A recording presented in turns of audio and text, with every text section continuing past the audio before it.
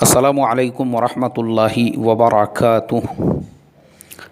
मोहतरम भाइयों, बुज़ुर्गों, दोस्तों, ये हमारा इस्लाह मुआशरा का 1210वां सबक है। मोहतरम दोस्तों, फ़िलहाल एक न्यूज़पेपर, उसकी वेबसाइट मेरे सामने ओपन है। 26 सितंबर 2020 12:28 पर उन्होंने एक न्यूज़ उसके ऊपर पोस्ट की है। न्यूज़ ऐसी है, एक ज़माने में इंडिया के दूसरे नंबर के जो मालदार थे, बिलियनियर थे, अनिल भाई अंबानी, आज हालत ये हो चुकी है कि वकील के फ़ीस देने के लिए पैसे नहीं हैं। बीवी के ज़ेवरात बेचकर उनको वकीलों की फ़ीस देनी पड़ रही है। घर का ख़र्चा चलाने की भी उनके पास में कैपेसिटी नहीं है। उनकी जो बीवी है वही यानी अपने ज़ेवरात वग़ैरह बेचकर घर का ख़र्च चला रही है। ये न्यूज़ जब मैंने पढ़ा तो मुझे एकदम से शौक़ लगा और मेरे जहन में ये बात आई कि भाई, एक आदमी जो एक ज़माने में इंडिया के दूसरे नंबर का, यानी उनके बड़े भाई जो मुकेश अंबानी हैं वो पहले नंबर पे, छोटे भाई दूसरे नंबर पे इंडिया के मिलेनियर बिलियनियर हुआ करते थे। उनके वालिद साहब धीरू भाई अंबानी 2006 में जब उनकी वफ़ात हुई तो उन्होंने अपने बच्चों की मीरास में तकरीबन 85,000 करोड़ रुपए छोड़े थे। बड़े भाई मुकेश भाई अंबानी के हिस्से में जो है 43,000 करोड़ रुपए, छोटे भाई के हिस्से में कुछ 42,000 करोड़, और कंपनियों का जो बंटवारा था वो बराबर से दोनों के दरमियान में हो गया था। तो वो सारे असबाब जिनके ऊपर मैं अभी गौर व फिक्र कर रहा था कि वो क्या रीज़न है कि एक ज़माने में जब वालिद साहब की मीरास तकसीम हुई तो बड़े भाई पहले नंबर पे, छोटे भाई दूसरे नंबर पे हुआ करते थे। इन भाइयों ने इंडिया के सारे जितने भी मिलेनियर्स है, चाहे वो अडानी हो, टाटा ग्रुप हो, बिरला ग्रुप हो और अजीम प्रेम जी का ग्रुप हो, सारे ग्रुप्स को उन्होंने पीछे डाल दिया था। दोनों भाई पहले और दूसरे नंबर की पोजीशन पे थे। तो ऐसा क्या हो गया कि आज बड़े भाई जो है वो एशिया के सबसे बड़े बिलियनियर बने हुए हैं। उन्होंने जो है जैक मा को पीछे डाल दिया, चाइना के जो सबसे बड़े बिलियनियर और पूरे एशिया के सबसे पहले नंबर पे थे, आज वो दूसरे नंबर पे आ चुके हैं। मुकेश भाई जो है पूरे एशिया के सबसे बड़े बिलियनियर बने हैं। और जो छोटे भाई एक ज़माने में दूसरे नंबर की पोजीशन पे हुआ करते थे, आज वो लिस्ट से बाहर हो चुके हैं। यानी पूरी लिस्ट में, चाहे वो 100 की हो, 1000 की हो, 10,000 की हो, लिस्ट में ही नहीं है। वो लिस्ट से बाहर हो चुके हैं। सिर्फ बाहर ही नहीं हुए हैं, घर का ख़र्चा चलाने के वांदे आ चुके हैं। बीवी के ज़ेवरात बेचकर घर चलाना पड़ रहा है। तो मैं वो सारे असबाब के ऊपर गौर कर रहा था कि वो सारे असबाब क्या है, और मैं आप तमाम लोगों के साथ में वो असबाब आज शेयर करने वाला हूँ ताकि हम तमाम की आँखें खुले और हमको पता चले कि हमारे प्यारे आका हज़रत मोहम्मद मुस्तफ़ा सल्लल्लाहु अलैहि वसल्लम 1450 साल पहले हमको जो इस्लामिक बिज़नेस का सिस्टम, इस्लामिक बैंकिंग का सिस्टम, इस्लामिक कारोबार तिजारत का सिस्टम, इस्लामिक पार्टनरशिप का सिस्टम देकर गए, उन्होंने हमारे ऊपर कितनी बड़ी मेहरबानी की। यानी हमको ज़िंदगी गुजारने का जो तरीक़ा बतलाए। करोड़ों रहमतें अल्लाह हमारे नबी सल्लल्लाहु अलैहि वसल्लम पर नाजिल फ़रमाए। वाक़ई में भी मेरे मोहतरम दोस्तों, एक एक हदीस, एक एक बात मैं अपने आका हज़रत मोहम्मद सल्लल्लाहु अलैहि वसल्लम की पढ़ता हूँ, क्या गहराई है उसके अंदर, और क्या यानी वो एक एक बात के ऊपर ऐसे में जो है ना, हमारे एक 100 सबक बन सकते हैं एक एक हदीस के ऊपर। तो अल्लाह के नबी ने वो जो सिस्टम हमको देकर गए, बिज़नेस का जो कंसेप्ट हमको देकर गए, इसीलिए आप लोग देखते होंगे अक्सर लोग वो मेरे से वजीफ़े जब मांगते हैं कि मौलाना हमारा कारोबार सही नहीं चल रहा, बिज़नेस में तरक्की का वजीफ़ा दे दीजिए, धंधे का वजीफ़ा दे दीजिए, कारोबार का वजीफ़ा दे दीजिए, कस्टमर आने का वजीफ़ा दे दीजिए, दुकान में बस पैसों की बारिश होने का वजीफ़ा दे दीजिए। तो मैं हमेशा उसके जवाब में यही कहता हूँ कि अपनी तिजारतों को अल्लाह के हुक्म, उसके नबी के तरीक़े पे लाओ। क़यामत तक भी आपको घाटा नहीं होगा। घाटे क्यों होते हैं, नुकसान क्यों होते हैं? तिजारतें अल्लाह के हुक्म, उसके नबी के तरीक़े के मुताबिक नहीं हैं। मनमानी तरीक़ों पे तिजारतें होंगी, वही हाल होगा जो आज अनिल अंबानी का हुआ है, वही हाल होगा और हुआ है बहुत सारे लोगों का। मैं अभी आपको सारी बातें डिटेल में बताने वाला हूँ। तो सबसे पहली चीज़ हम आते हैं अनिल अंबानी के इस बर्बादी के जो रीज़न्स है और जो वजूहात है, सबसे पहला रीज़न बड़ा बनने का शौक़, बड़ा बनने की खुजली। बड़ा बनने का मतलब बड़े भाई को किसी भी हाल में पीछे करना है और मुझे उनसे भी आगे जाना है। वो पहले नंबर पे है ना, पहले पे मैं जाऊंगा। अब मुझे पहले पे जाना है तो पहले पे जाने के लिए क्या करना पड़ेगा, जो करना पड़ेगा वो करने के लिए तैयार है, मगर रेस में पहले नंबर पे रहने का था। तो ये जो बड़ा बनने का शौक़ होता है, बड़े बनने की खुजली होती है, अक्सर लोग क्या करते हैं इसके अंदर, उनकी जो कैपेसिटी होती है उनकी, यानी जैसे मिसाल के तौर पे बकरी का जो बच्चा है उसकी कंडीशन, उसकी हालत होती है बकरी के बच्चे की कि वो बकरी के बच्चे की तरह से ही दौड़ सकता है क्योंकि वो बकरी का बच्चा है। लेकिन जब बकरी के बच्चे के जैसी कैपेसिटी रखकर, उसके जैसी एनर्जी रखकर कोई चीते के जैसा दौड़ने को देखेगा तो क़यामत तक भी नहीं होगा। इसीलिए ठोकरें खाते हैं, ज़मीन पे गिर जाते हैं। यही हाल जो है उन तमाम लोगों का होता है जिनका अपना एक बिज़नेस सेट है। सेट एक छोटी सी दुकान है, माशाअल्लाह चल रही है अल्लाह के फ़ज़ल व करम से, और अल्लाह जो है ख़ुद की दुकान है छोटी सी और ख़ुद का कारोबार चल रहा है माशाअल्लाह। कस्टमर आ रहे हैं, जा रहे हैं। अब किसी ने आके इसको काड़ी किया, काड़ी खुजाया किसी ने आके इसको, और इसके अंदर जो है बड़ेपन के वायरस घुसेड़ के चला गया कि बोले देख भाई, छोटी सी दुकान है तेरी, अरे इसको बड़ा कारोबार कर, तू होलसेलर व्यापारी बन, होलसेलर व्यापारी, बड़ी दुकान बना बोले अपनी। वो फुलाना शॉपिंग मॉल है ना, वहाँ पे लेता क्या, दुकान में दिला कर देता हूँ। वो फुलानी बिल्डिंग है ना, वहाँ पे लेता क्या। मतलब जो है इसकी कैपेसिटी होती है बकरी के बच्चे के बराबर। अब ये चीते के जैसा दौड़ने को देखता है तो जो ख़ुद की दुकान थी छोटी सी, वो दुकान के ऊपर लोन उठाकर अब बड़ी दुकान ले रहे हैं। बड़ी दुकान के चक्कर में पड़ गए। अब बड़ी दुकान के चक्कर में जब पड़े तो अचानक से ऐसे लॉकडाउन आ जाते हैं, नोटबंदी आ जाती है। फिर उसके बाद में वो दुकान के पैसे देने की हालत नहीं रहती। जो एडवांस दिए हुए हैं वो सब जो है चले गए। अब ये भी दुकान जिसके ऊपर लोन उठाए थे, इसकी किस्तें भरने की हालत ये हो जाती है कि फिर जो दुकान में अभी तक थे वो दुकान भी बेचना पड़ती है। मामा ही गेला नहीं दसम्या ही गेला, ऐसा मराठी के अंदर बोलते हैं। वो हालत हो जाती है। ख़ुद की छोटी सी दुकान चल रही थी, वो भी चली गई। अब दूसरों की दुकान पे काम करने के लिए मजबूर है।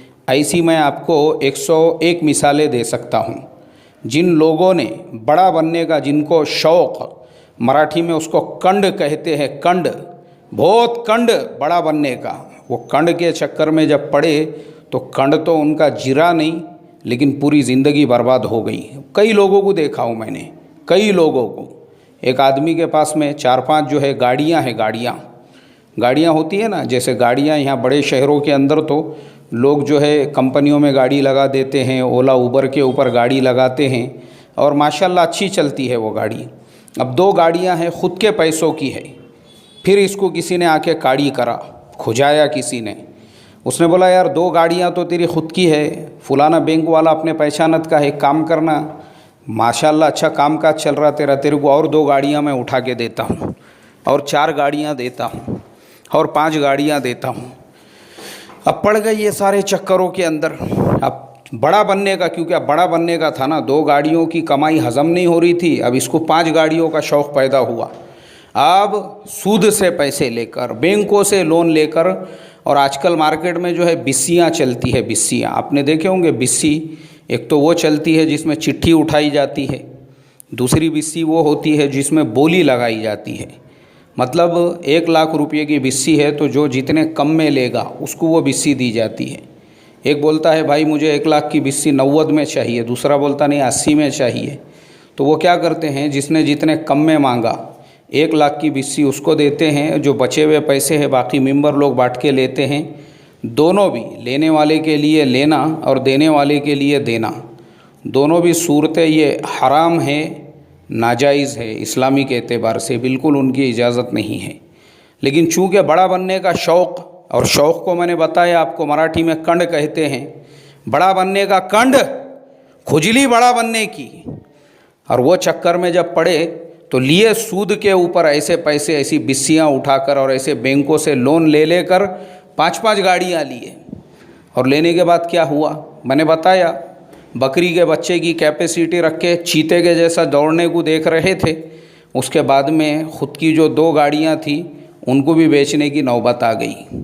ख़ुद की जो छोटी सी दुकान चल रही थी उसको भी बेचने की नौबत आ गई। फिर ख़ुद की दुकान चलाते थे, दूसरे की दुकान पे आज हम्माली करने पे मजबूर है। ख़ुद की गाड़ियाँ थी, लोग अपने पास में मजदूरी किया करते थे। बड़ा बनने का शौक़, अब दूसरों की गाड़ियों पे खुद ड्राइवर की नौकरी करना पड़ रही है। अल्लाह हिफाजत फरमाए। ये इबरत है, इबरत उन तमाम लोगों के लिए जिनकी ज़िंदगी में क़िनाअत नहीं होती है। क़िनाअत मालूम है आपको किसको बोलते हैं? क़िनाअत कहते हैं अल्लाह तबारक व तआला सहूलत के साथ आपको जितना अल्लाह ने दिया है उस पर शुक्र करके रोज़ 2 रकात नमाज़ पढ़ के। अभी मुझे याद है रात में ही लाइव मजलिस के अंदर किसी ने सवाल किया, बोले मेरी कंपनी में 15 दिन का काम कम हो गया और सिर्फ 15 दिन का ही काम चल रहा है और उसकी मुझे सैलरी मिल रही है। मैंने उससे कहा रोज़ 2 रकात शुक्राना पढ़ो और अल्लाह का शुक्र करो, कम से कम 15 दिन का काम चल रहा है और तुमको 15 दिन की तनख्वाह मिल रही है। लाखों लोग ऐसे हैं जिनकी नौकरियां जा चुकी है, कम से कम तुम्हारे पास 15 दिन का जो काम है शुक्र करो। जो 15 दिन का काम चले गया उसका मातम मत मनाओ, बल्कि शुक्र करो अल्लाह तबारक व तआला का कि कम से कम तुम्हारे पास में 15 दिन का काम है। मैंने उसको ऐसा समझाया। अब जब मैंने उसको ऐसा समझाया तो यही बात मैं उन तमाम लोगों के लिए, इसको कहते हैं क़िनाअत करना। क़िनाअत का मतलब क्या है? जितना अल्लाह तबारक व तआला आपको दे रहा है, जिसमें सहूलत से आपकी ज़िंदगी गुज़र रही है, उसी में अपनी ज़िंदगी गुजारते हुए अल्लाह का शुक्र अदा करना। अब बड़ा बनने का जब कंड पैदा हो जाता है, शौक़ पैदा हो जाता है, खुजली पैदा हो जाती है, बवासीर पैदा हो जाता है, उसके बाद ये अंजाम होता है। ख़ुद की दुकान भी बंद हो जाती है, ख़ुद की गाड़ियाँ थी वो भी बिक जाती है, ख़ुद का अपना जो बिज़नेस था वो भी ख़त्म हो जाता है। दूसरों के पास में हम्माली करने की नौबत कब आती है? जब आदमी क़िनाअत नहीं करता है। क़िनाअत ये बहुत बड़ी अल्लाह ताला की नेमत है। क़िनाअत जो आपके पास में सहूलत से है, शुक्र करो अल्लाह ताला का। जो अपना चल रहा है आराम से सुकून से, मत जाओ बड़े बनने के चक्कर में। ये अनिल अंबानी का जो अंजाम मैं बता रहा हूँ, दूसरे नंबर के बिलियनियर थे इंडिया के, आज जो है बीवी के जेवरात बेचकर वकीलों की फ़ीस देना पड़ रही है। ख़तरनाक हुआ। अभी मैंने तो आपको कुछ भी नहीं सुनाया, न्यूज़ में जो लिखा हुआ है, न्यूज़ के अंदर उन्होंने बताया कि हालत ये है कि पिछले यानी आज से 2-3 महीने पहले 22 मई 2020 को एरिक्सन कंपनी के तकरीबन जो है 600 करोड़ रुपये देने का था और वो 600 करोड़ रुपये जब नहीं दिए तो इंडिया के सुप्रीम कोर्ट ने ये ऑर्डर दी, उठाओ और इसको डालो बोले जेल के अंदर। तो फ़ौरन बड़े भाई मुकेश अंबानी उन्होंने क्या किए, वो 600 करोड़ रुपये फ़ौरन उसी टाइम पे जो है उन्होंने भर दिए। उन्होंने बोले भाई मेरा भाई है, छोटा भाई है मेरा, जेल में चला जाएगा, उनकी वालिदा ज़िंदा है, वालिदा को तकलीफ़ होंगी कि एक ज़माने में देखो बाप का नाम ख़राब होगा, बाप का तो बाप का नाम ख़राब होगा। कहाँ धीरू भाई अंबानी थे और कहाँ देखो बेटा जो बाप का नाम मिट्टी में मिला रहा है। और इस वजह से बड़े भाई ने आके जो है वो पैसे अदा करे और अदा करने के बाद में छोटे भाई की जान की उन्होंने हिफाजत की है। ये इबरत है मेरे मोहतरम दोस्तों। अल्लाह हिफाजत फरमाई। ये बड़ा बनने से अल्लाह हमारी हिफाजत फरमाई, अल्लाह हिफाजत फरमाई। ये बड़ा बनने से, बड़ा बनने के लिए आदमी हलाल हराम सूद इंटरेस्ट कुछ नहीं देखता हो। और मुकेश अंबानी की आपको मैं बताऊं, वो एशिया के पहले नंबर के मिलेनियर क्यों बने, बिलियनियर क्यों बने? सिर्फ़ और सिर्फ उन्होंने अल्लाह के नबी सल्लल्लाहु अलैहि वसल्लम के 1450 साल पहले बताए हुए बिज़नेस के उसूल को इख्तियार किया। क्या कि कुरान में अल्लाह ने फरमाया अहल्लल्लाहुल बैअ व हर्रम रिबा, तिजारत तो हलाल है, सूद हराम है। तो उन्होंने क्या किया, सबसे पहले अपने बिज़नेस को, अपनी सारी कंपनियों को, सारे भांडवल को सूद से, ब्याज से उन्होंने पहले तो पाक कर दिया। उन्होंने पूरी दुनिया में ऐलान किया, बोले भाई देखो हमारी रिलायंस इंडस्ट्रीज़ के ऊपर 1,67,000 करोड़ का जो है बैंकों का लोन है। हम अपनी पार्टनरशिप बेचना चाहते हैं, तुम लोग हमारे पार्टनर बनो, हमारा कर्ज़ा अदा कर दो, हम आपको यानी हिस्सेदार बनाएंगे। तो उन्होंने पार्टनर तलाश किया और आपको मालूम है उनके सबसे बड़े पार्टनर जो है सऊदी के जो शहज़ादे हैं मोहम्मद बिन सलमान, उनकी जो कंपनी है अरामको, वो उनके सबसे बड़े पार्टनर, यानी आज रिलायंस के अंदर 20% हिस्सेदारी अरामको की है, फिर कतर की है, दुबई की, ऐसा टोटल मिला के आज तकरीबन 30% से ज़्यादा की हिस्सेदारी मुस्लिम मुल्कों की जो है रिलायंस इंडस्ट्रीज़ के अंदर है। तो मेरे मोहतरम दोस्तों, उन्होंने लोगों को पार्टनर बनाया और सारे बैंकों के पैसे नील करके दोनों हाथ ऊपर उठा के ऐलान किया, अब हम ब्याज और सूद मुक्त हो चुके हैं।